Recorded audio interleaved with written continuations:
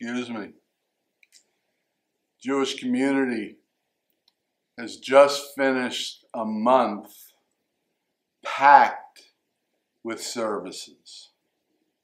And boy, am I tired.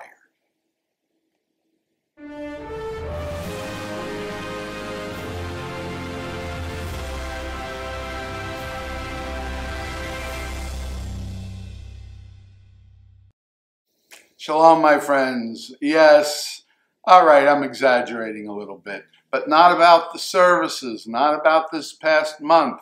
If you're Jewish, you know what I mean. And make sure not to forget about the holiday of Sukkot and Simchat Torah and so on. It's not just Rosh Hashanah Yom Kippur. Let me take you through this past month, especially if you're not Jewish, so you can understand what I'm about to say. We are in the 7th month of the year on the Jewish calendar, the Hebrew calendar. So if you go to the book of Leviticus, go to chapter 23, you get a list of holidays. Notice how many of these holidays are observed in the 7th month of the year, the month we're in now. Today we call it Tishrei. On the 1st of the month, we have a holiday now known as Rosh Hashanah. It's not called that in the Bible, but that's what it is, the new year, Rosh Hashanah, which, by the way, now is no longer a one-day holiday, but 2 days. That's the 1st of the 7th month, the first day. On the 10th of the 7th month, Day of Atonement, a long, demanding day where the fast lasts easily 25 plus hours, no eating, no drinking. Very significant day, and one that is demanding physically.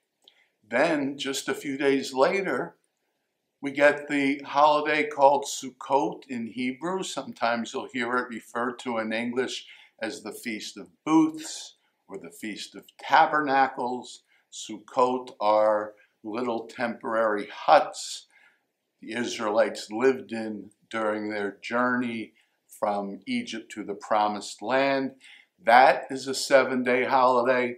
Some would look at it as an 8-day holiday, but the 8th day actually is a holiday in and of itself. It's called Shmini Atzeret, the 8th day of assembly. And over the years, we have appended to the 8th day of assembly a holiday that celebrates the completion of the reading of the Torah. And the way that works is that we actually use 3 scrolls in total, but for what I'm discussing, we are using 2 of them. From the first one, we finish reading the book of Deuteronomy. So we've now completed the whole Torah since 1 year ago. We're going to start again right away, but obviously we don't want to take the time to roll one of these big heavy scrolls from Deuteronomy to Genesis. We have a second scroll rolled to Genesis. We immediately begin the reading of Genesis as soon as we conclude the reading of Deuteronomy. All of these holidays took place in the 7th month.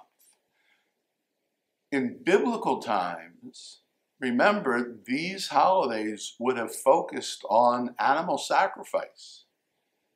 So the demand on the priesthood must have been incredible. I can't imagine what Jerusalem was like in the 7th month of the year in ancient times when the temple stood. It's just incredible. But then we get an interesting contrast, and what we say today is that the following month, the 8th month, has no holidays in it, which it doesn't, except for Shabbat. Little foreshadowing there.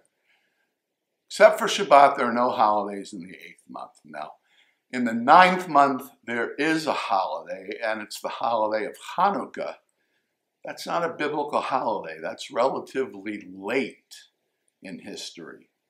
So, biblically speaking, we would go from the 7th month call it September. This year it worked out to be October. September, October, that time of year. We would go from there all the way until springtime, call it April on the English calendar, before we have another holiday. So we have a bunch of them squeezed in, then a long interlude, and then one holiday, happens to be 7 days long. What might we take away from this? I'll share with you my personal perspective, and that is all it is, my personal perspective. The 7th month shows us what life could be like if we were constantly focused on matters of holiness and divine worship and these sorts of things. It would be, for any one individual, ultimately unsustainable. Now, for a nation with a cadre of priests, that's one thing. But the demands of the 7th month on the individual, I don't think are demands we could meet 12 months out of the year.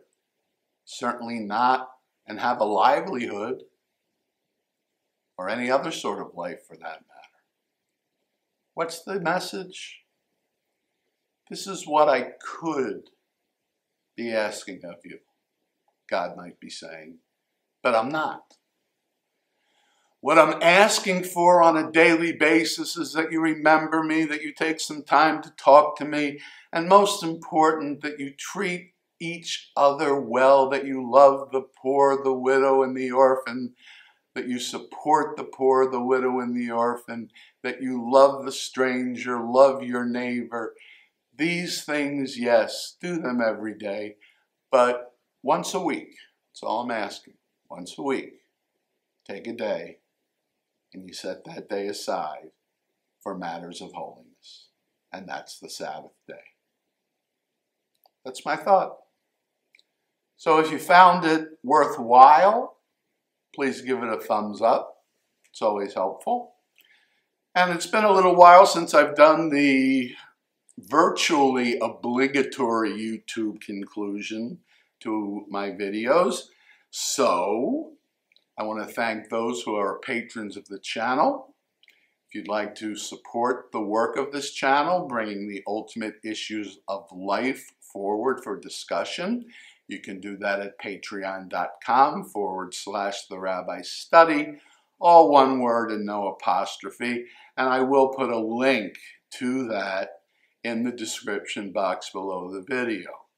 I'd love to hear your comments about the video. Please put them in the comments box. And we are now getting closer and closer to 800 subscribers. 1,000 is within reach.